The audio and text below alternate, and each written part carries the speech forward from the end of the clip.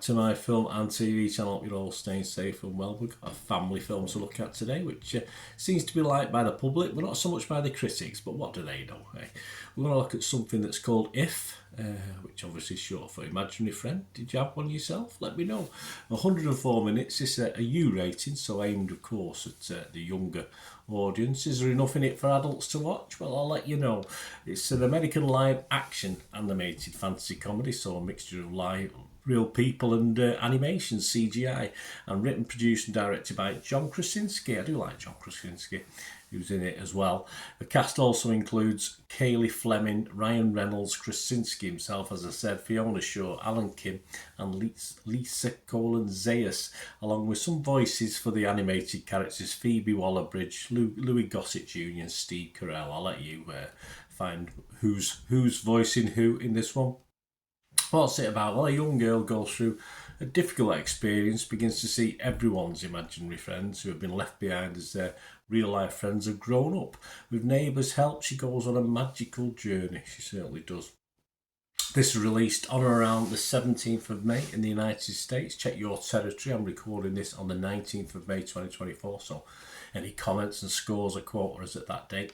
Right, my little thoughts on this. Well, it's not Drop Dead Fred, one of my favourite films back in the day, which of course was a little bit more adulty, but that was a bit too much to hope for anything to that standard. Sadly, it doesn't always work either, despite some great ingredients and characters, real and animated, who are fun to watch most of the time, although one or two do get a little bit annoying. It's cute in parts, it's poignant, and occasionally it's funny, although perhaps not as funny as people are expecting with the class as a comedy. But as a whole, it doesn't quite come together, despite a very, very good ending, a very good last third of the film, if you like.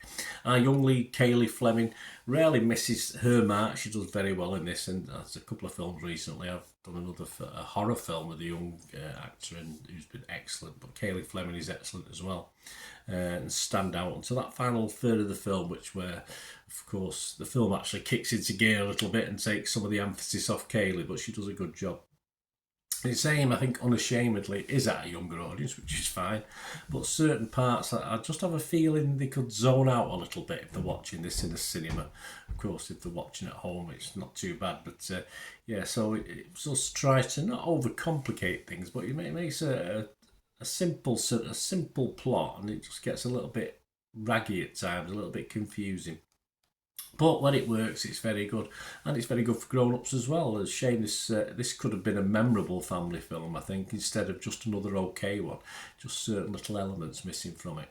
So my scores on this, I would be fresh on Rotten Tomatoes, I'd be mixed on Metacritic, and I'm going to give it my watchable score. Yeah, almost pushed it to a 6.5 because of the ending, but I have to take into account the zoning out parts. So I'll give it a 6 out of 10. What are other people thinking? Well, as I said, the critics are not overly impressed. Only 50% positivity on Rotten Tomatoes, rating of 5.9 out of 10, so just under my 6. But it scored 67 fresh and 68 rotten, so pretty much split down the middle, the critics. A sweet ode to rediscovering one's inner child, the consensus says. If largely works as old-fashioned family entertainment, despite an occasionally unfocused and unnecessary complicated plot. Yeah, I've said it all. Metacritic, their average again, only 46 out of 100. That is quite low, based on 32 critics. 9 were positive, 17 were mixed, which is where I'm probably coming down to as well, and 6 were negative. Empire scored it a 60, Empire magazine.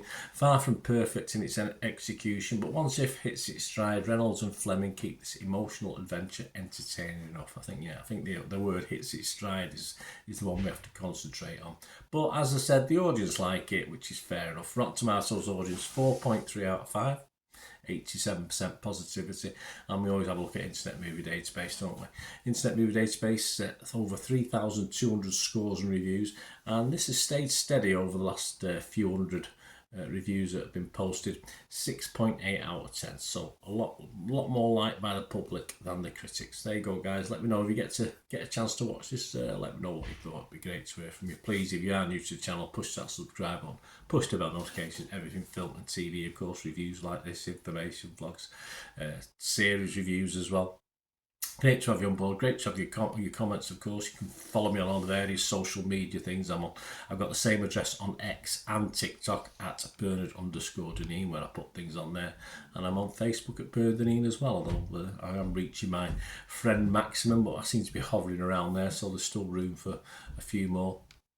And if you have any interest or want a shout out for an organisation, or you want me to plug a personal thing, just give us a shout. I'm always interested in sponsorship or people supporting the channel, so through one of those various mediums or even through YouTube with a message, just let me know, we can have a chat.